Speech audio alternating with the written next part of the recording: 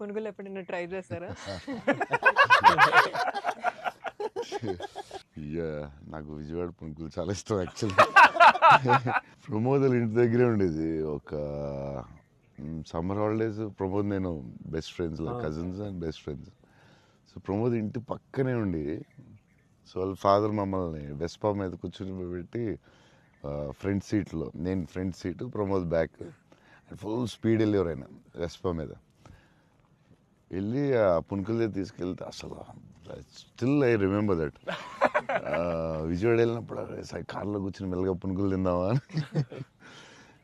Too good. నేను అసలు అలాంటి పునుకులు ఎక్కడ తినలేదు లైఫ్లో.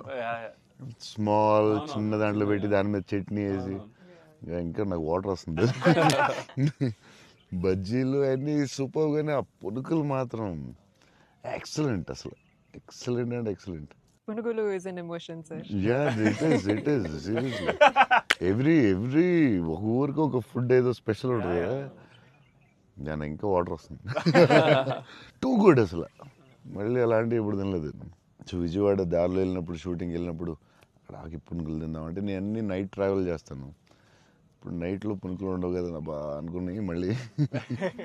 అన్న మా అందరికి బుజ్జిగాడ్ అనేది అసలు ఐకానిక్ అన్న, ఎమోషన్.